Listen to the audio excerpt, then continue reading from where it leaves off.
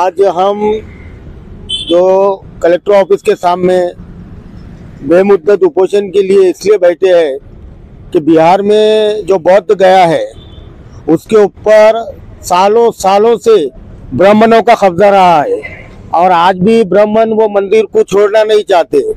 हमारा ये कहना है ये सरकार से कि भाई जिसका धर्म उसके हवाले कर दिया जाए। आपने कोई इसका वो ठेका लेके नहीं बैठा है कि हर धर्म के लोगों के किन्हीं के मध्य मंदिरों पे अपना कब्जा कर ले, वक्फ बोर्ड पे अपना कब्जा कर ले। मुसलमानों की दरगाहों के नीचे इनको कुछ दिख रहा है, मुसलमानों की मस्जिदों में इनको कुछ नजर आ रहा है। उसके लिए ये सरकार जो हर समाज के बीच में नफरत फैलाने का काम कर रही है, इसलिए हमने इस सरकार के खिलाफ बेमुद्दत उपोषण का ऐलान कर दिया है। आज से कलेक्टर ऑफिस के सामने आकर अगर हमारी मांगों को नजरअंदाज करा जाएगा तो हम यहाँ से उठ के आंदोलन को तीव्र करेंगे और लोकशाही माध्यम से हम लड़ेंगे।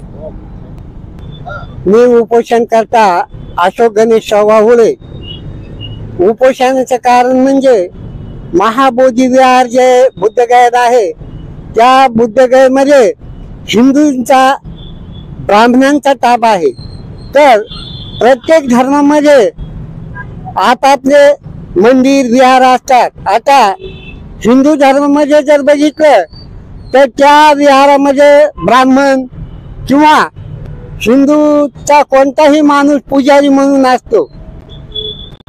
मोमेडियन धर्मामध्ये जर बघितलं तर त्यांचे धर्मगुरू खलीफा असतात आणि ईसाई धर्मामध्ये जर बघितलं तर त्यांच्या धर्मामध्ये फादरी असतात।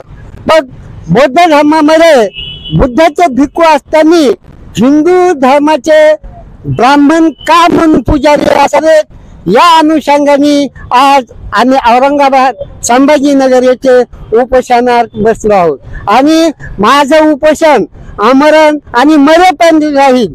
जोपर्यंत शासन आमच्या मागणं करत नाही तोपर्यंत मी उपोषण सोडणार नाही अशी मी आपणास ग्वाही देतो। जय भीम, जय बुद्ध।